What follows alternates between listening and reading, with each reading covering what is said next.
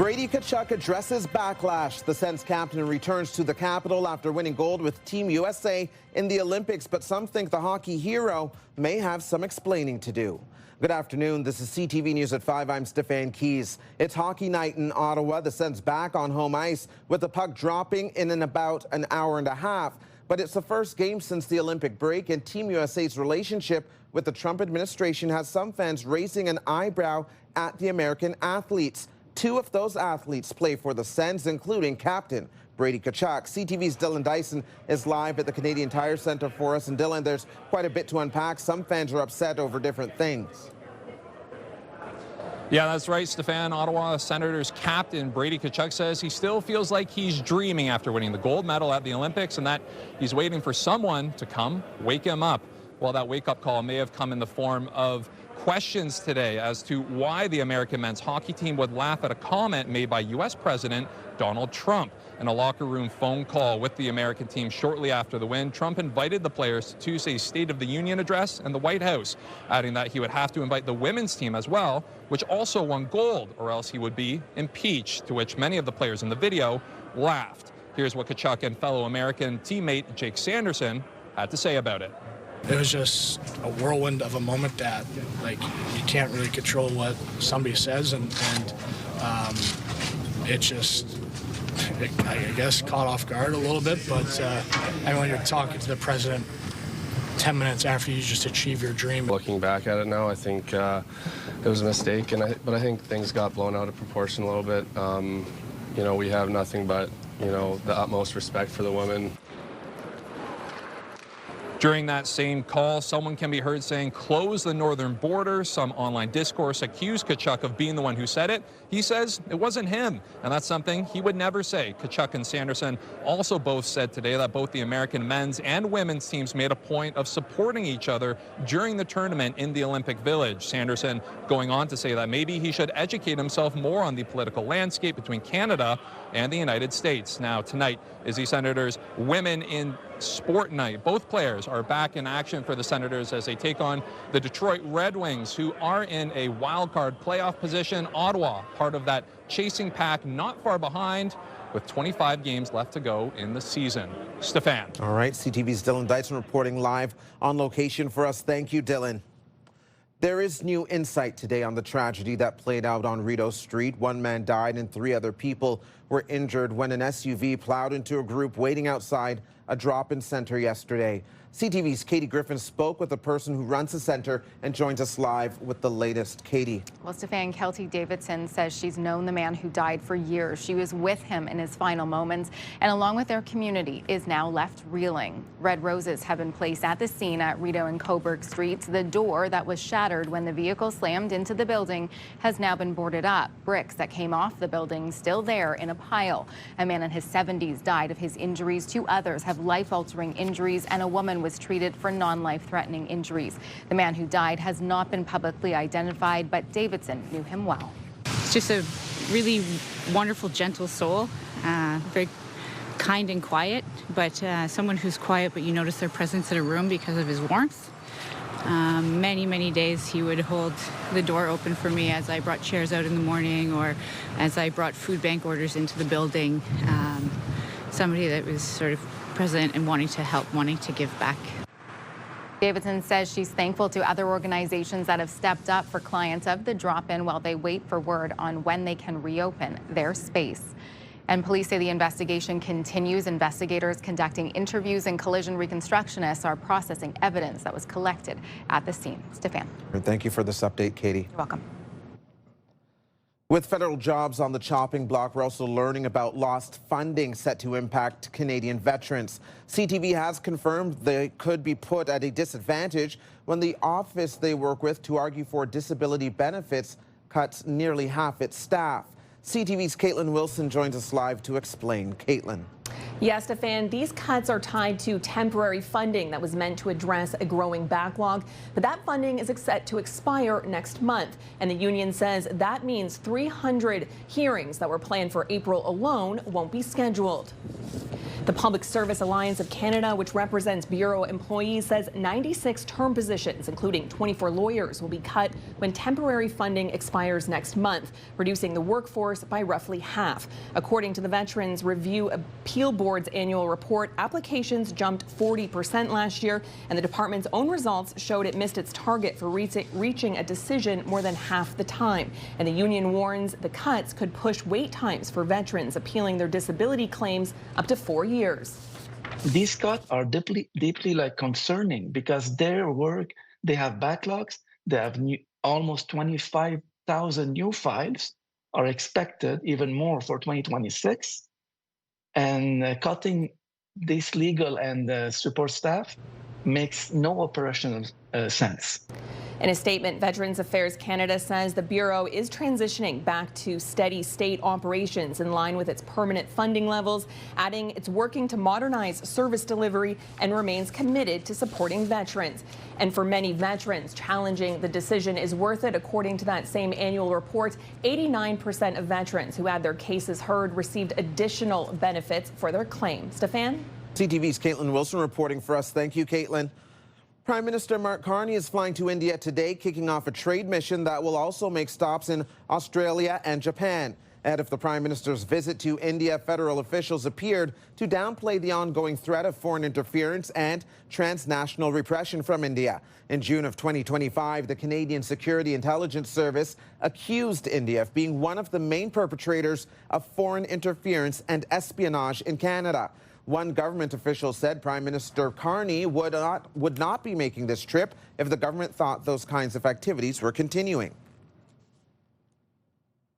Meanwhile, Conservative leader Pierre Poilievre delivered a pointed speech today laying out his vision for a stronger, sovereign Canada in the face of growing trade pressures. Canada's prosperity and security are inseparable from a stable relationship with the United States. And that is why we should not declare a permanent rupture with our biggest customer and closest neighbor in favor of a strategic partnership for a new world order with Beijing. Poilievre said China is not a substitute for the United States and wants to keep Chinese vehicles out of Canada in exchange for a free trade auto pact with the U.S. to let Canadian vehicles in. He also said he wants to establish a strategic energy and critical mineral reserve in Canada and wants to create an all-party working group to help the government renegotiate the Canada-U.S. free trade agreement. Ottawa firefighters battled raging flames while dealing with significant hazards at a house fire south of Manotick. Firefighters were called to the bungalow in the 5900 block of Prince of Wales Drive around 3 p.m. yesterday. By the time crews arrived, flames were shooting through the roof. The two people who lived there luckily made it out safely. Firefighters dealt with a power line that had fallen at the front of the home before a second live hydro line also came down. But the exact cause of the fire is still under investigation. Algonquin College's Board of Governors will vote on Monday on whether to cut 30 more programs from its options for students. The cuts include several business and hospitality courses, journalism, horticulture, and paralegal. The college's board was originally scheduled to vote on the recommended cuts earlier this week. The vote was delayed after the Ontario government announced billions in additional funding for colleges and universities and lifted a tuition freeze. In a letter to staff, Algonquin's president says despite the new funding, the cuts remain in the best financial interest of the school. Canada's Paralympic team is heading to Italy today. Canada is sending 50 athletes, including 19 who will be making their Paralympic debut. Canada will compete in each sport at the Games, including alpine skiing, sledge hockey, snowboarding, and wheelchair curling. The Paralympic Winter Games will run from March 6th to the 15th. That's going to really have an impact on a lot of people. Coming up on CTV News at 5, major road closures on the horizon for Highway 417 rapid bridge replacements. We'll tell you when. And our Jackie Perez is joining us live in studio with our first look at the forecast. Well, thanks so much, Stefan. Well, yesterday we saw the snowfall move through. Today and tomorrow we are likely going to see dry conditions. Taking a look at temperatures right now, fairly mild, about -6 for here in Ottawa, about -4, -5 degrees between Kingston and Brockville. Pembroke, as well as Petawawa, sitting around -5, -6 degrees. Mainly sunny skies right now. The day's getting much longer, and the warming trend will continue into our Friday. Daytime high for our Friday, 2 degrees. That won't be until later on in the afternoon. We are anticipating some light flurries moving through early tomorrow morning, but for the rest of the day, it'll likely be cloudy skies. We'll have a look at your longer term forecast in just a bit. Stefan. Thank you, Jackie. Now for a live check on traffic. Westbound on the Queensway is slow going from Bronson to Woodruff. Eastbound seeing some slowdowns from St. Laurent to the 174 split. And if you're hopping on the 174 right now, it is slow from the split to Montreal Road. You're watching CTV News at 5. We are here at the new showroom of the new Oak Tree. Cayman, give us the details on the grand opening happening tomorrow. Welcome, Melissa, to our exclusive design gallery right here in the city's heart in Nepean, showcasing all of our exclusive designs that we ourselves have designed over the years. And what makes your furniture so special? Well, it's all handcrafted right here in Ontario. It's all completely customizable, and it's all handcrafted for life, lifetime guarantee. Come check it out for yourself. The brand new showroom right here in the heart of the city, the new Oak Tree.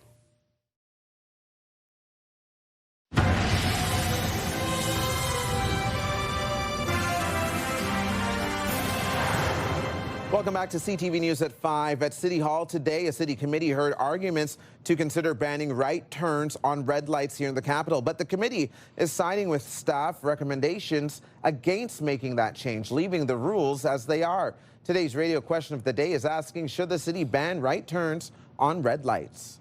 I do not want analysis of this. I do not want any study of this. I don't want a trial of this. I don't want anything to do with this because I work in Montreal a lot of the time, and I just hate it there, and I would hate it here. Christy Cameron is here to give us the lay of the land. Christy, you spoke to opposing sides today, so tell us more. To back it up, I mean, this is about a difference of opinion, a spat over traffic rules in the city of Ottawa. Because on the one hand, you had city staff that looked into banning right on red, and they said it's not going to work. They have it on the island of Montreal, but we're not going to do it here in Ottawa because they believe it presents a number of other safety issues. On that same side, you have the chair of the committee responsible, Councillor Tim Tierney, who said, this debate is over.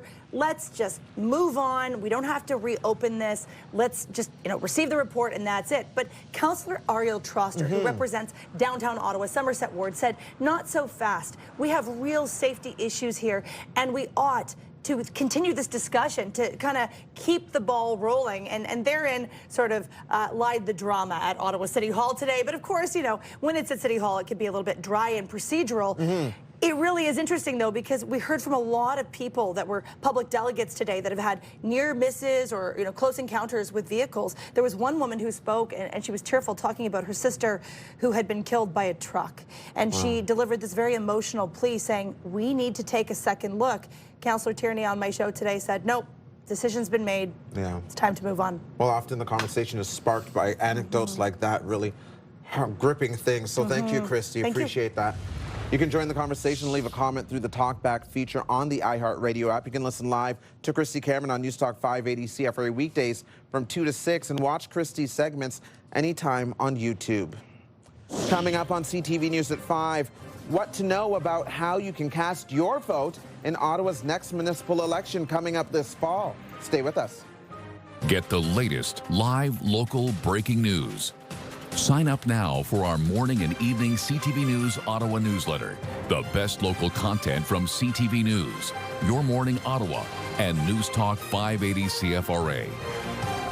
Get it all in one place. Sign up now at ctvnewsottawa.ca. The CTV News Ottawa newsletter is brought to you in part by CAA Business.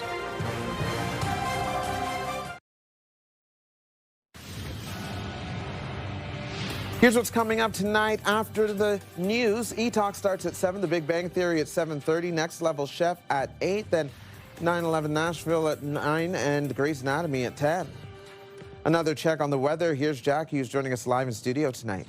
Thanks so much, Stefan. Dry conditions today, especially compared to the flurries we saw yesterday. And we are in for another decent day for our Friday to wrap up the work week. For now, here's a live look through the Centennial Glass Sky Cam showcasing downtown Ottawa. It's -6, a bit of a gray day for this evening. And unfortunately, we might not be getting a lot of sun for tomorrow either. Here's a closer look now at our overnight, but -12. Yes, the chance of flurries could happen in the overnight hours and continue for midday tomorrow, but it should clear by the afternoon. We are warming up to about 2 degrees tomorrow. So again, the chance of flurries will likely end around 11 a.m., but for the most part, we are anticipating some cloudy skies. We got some warm air moving through here in eastern Ontario, so that's the good news, at least for our Friday. -11 overnight low for Kingston and Brockville area. Cloudy skies and 2 degrees will be the daytime high. As we look towards the valley, temperatures -12 overnight and into tomorrow, 3 degrees. Again, the chance of flurries will likely be in the start of our daytime. Taking a look though, but look towards the weekend, Saturday, in the overnight hours, we could likely see a mix of freezing rain and rain, and this is also because of those warmer temperatures that we are going to have well into the weekend. Temperatures will likely dip, though, by the time we get to Sunday, where we will, yes, start off March in -double-digit temperatures. So take a look at this. Sunday, -10, the daytime high. Overnight low going into Monday will be -21. So while we will get lots of sunshine for Monday, the daytime high will still be -10. So not the greatest way I want to kick off March, and looking forward to spring, but we are getting longer days, so that's the good news, Stefan. Keeping fingers crossed that we won't get much snow. Weather is brought to you by Manotick Tree, complete tree care from start to stump. And again, fingers crossed we don't get that snow, Stefan. But then I think as I say that, I still want to skate the canal for at least a couple more weekends. And it's open for you. Green flags flying. Thanks for this, Jackie. Here's a look at the stories you're checking out right now on CTV News Ottawa.ca. If you go to our homepage, this new headline's popped up this afternoon. It reads, employees at RCMP National Headquarters receive layoff notices. All the details are on our website again at CTV News Ottawa.ca. These cuts are part of the federal government's plan to shrink its workforce by 28,000 by the year 2029. So again, if you are wondering which departments have received notices and which haven't, our digital team has been working hard to keep you up to date. Everything we know so far online on our website. We've got a really close dressing room here in Ottawa. We're all really excited to see each other again, be back as a full group. Coming up for us here on CTV News at 5, the Ottawa Charge are back on the ice here in the capital, holding their first practice since the Olympic break. If you need gas this evening, one of today's cheapest gas prices can be found at the Petro-Canada station on Robertson Road in Nepean. That spells Corners. Regular gas there tonight is going for 125.6 cents a litre. Here's another live check on traffic. At O'Connor, things are moving well in both directions. Bronson also moving quite well in both directions right now. Some slowdowns in the westbound lanes at Parkdale, so be on the lookout for that. And it builds going towards Woodruff and out towards Canada. You're watching CTV News at 5. The National Capital Region is jam-packed with incredible experiences you don't want to miss. Hey, I'm Tanea Taylor, your iHeartRadio Weekender, powered by Barrhaven Ford. Get the inside scoop on all the biggest and best events every Thursday, Friday, and Saturday on CTV, Move 100, Pure Country 94, TSN 1200, and News Talk 580 CFRA. iHeartRadio Weekenders is powered by Barrhaven Ford, Ottawa's newest and largest Ford dealership, and Ontario's #1 Ford EV dealer. We are here at the new showroom of the new Oak Tree. Cayman, give us the details on the grand opening happening tomorrow. Welcome, Melissa, to our exclusive design gallery right here in the city's heart in Nepean, showcasing all of our exclusive designs that we ourselves have designed over the years. And what makes your furniture so special? Well, it's all handcrafted right here in Ontario. It's all completely customizable, and it's all handcrafted for life, lifetime guarantee. Come check it out for yourself. The brand new showroom right here in the heart of the city, the new Oak Tree. Here's a live look through our Centennial Glass Sky Cam. The temperature right now, -6. And here's what we're working on for 6 o'clock. It was just a whirlwind of a moment that, like, you can't really control what somebody says, and it just, I guess, caught off guard a little bit. Ottawa Senators captain Brady Tkachuk back in the capital after winning gold at the Olympics with Team USA. he addresses the controversial locker room call from President Trump. Somebody that was sort of present and wanting to help, wanting to give back. Shock and grief at a drop-in center on Rideau Street, the day after a vehicle hit a group of people waiting outside, leaving one man dead. They come across this passage about two boys playing on Long Pond, and it was 18-16, 18-18. And the spat between two Nova Scotia communities over who gets to claim itself as the rightful birthplace of hockey. Now the final 5 other stories we're following today. The Ottawa Charge were back on the ice today for the first time since the Winter Olympics. We've got a really close dressing room here in Ottawa. We're all really excited to see each other again, be back as a full group. The Charge practice at the University of Ottawa. Olympians on the team include Captain Emily Clark, as well as Brianne Jenner and Jocelyn Larocque, who played for Team Canada's women's hockey team, bringing home a silver medal, and Gwyneth Phillips and Rory Gilday, who won gold on the U.S. team. The Charge plays Saturday afternoon at TD Place Arena against Boston.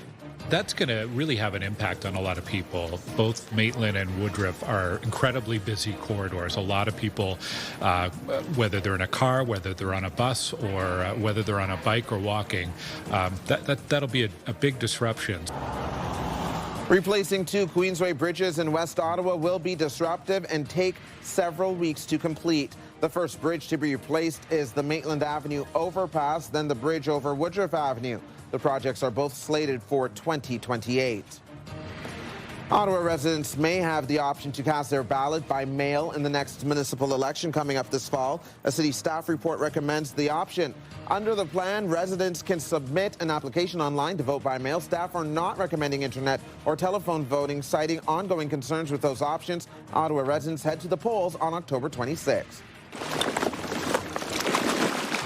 Dive teams from Ottawa, Toronto, Peel, York, Niagara, and the OPP gathered this week at the Morrison Quarry in Chelsea, Quebec for the annual Ice Week training exercise. Divers plunged into the icy waters to sharpen their skills in a controlled environment, reaching depths of more than 30 meters. I love just sharing my story with people and telling them. A 13-year-old cancer survivor and advocate for mental health has been named as this year's CHEO champion, representing all CHEO kids and the hospital in the community. Thanks for watching CTV News at 5. I'm Stefan Keys.